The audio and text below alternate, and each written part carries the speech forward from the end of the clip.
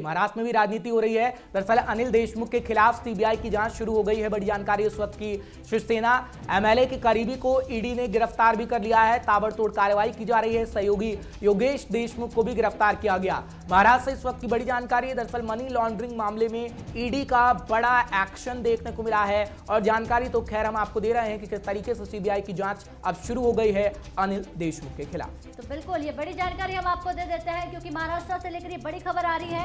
अनिल देशमुख पर अब लगातार कार्रवाई की कहीं ना कहीं उन पर जो तलवार है वो अभी भी लटकती हुई दिखाई दे रही है। गृहमंत्री से इस्तीफा दे दिया था लेकिन उसके बाद भी उनकी मुश्किलें कम नहीं हुई है। बड़ी जानकारी आपको दे देते हैं। महाराष्ट्र के अनिल देशमुख पर ईडी के खिलाफ अगर यूं कहें लगातार अब छानबीन की जा रही है और इसी के साथ ये जानकारी आपको दे देते हैं। मनी लॉन्ड्रिंग यानी 100 करोड़ की वसूली को लेकर अनिल देशमुख पर तमाम आरोप और अब उस पर सीधे तौर पर कार्रवाई होगी। निशांत राय हमारे साथ जुड़ गए, हमारे संवाददाता, इस खबर पर ज्यादा जानकारी देने के लिए।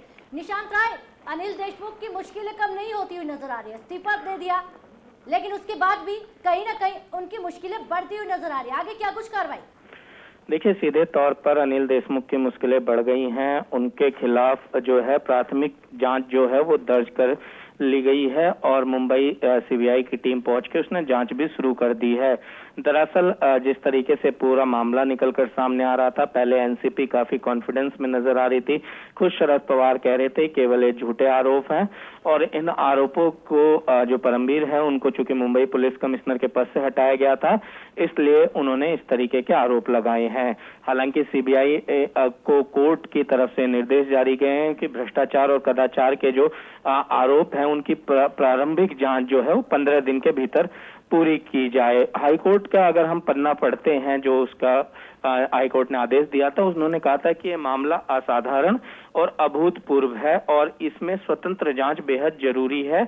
और जाहिर सी बात है कि एक पुलिस कमिश्नर एक राज्य के गृह मंत्री पर जब इस तरीके का आरोप लगाता है तो पूरे सिस्टम पर सवाल उठता है कि क्या सिस्टम मिलकर लोगों से उगाही करने का काम कर रहा है या नहीं।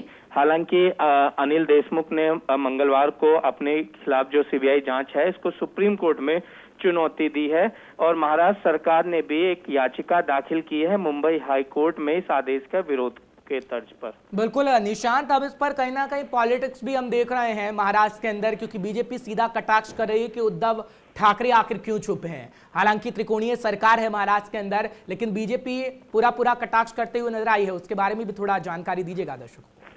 देखिए, जाहिर सी बात है बीजेपी विपक्ष में है और विपक्ष का काम होता है सरकार की कमियां उजागर करना, और जब सरकार में बैठे लोग ही सरकार की कमियों को लेकर मुख्यमंत्री को पत्र लिखें तो जाहिर सी बात है कि सवाल बड़ा होता है कि क्या कारण है कि सरकार में सब कुछ ठीक नहीं चल रहा है।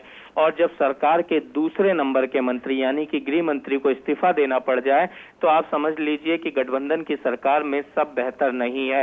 और ऐसे में बीजेपी को ये मौका मिला है भ्रष्टाचार के मुद्दे पर महाराष्ट्र सरकार को घेरने का, जिसके चलते नेता प्रतिपक्ष देवेंद्र फडणवीस जो कि पूर्व मुख्यमंत्री भी हैं महाराष्ट्र के, वो लगातार सरकार को कटघरे में खड़ा कर रहे हैं।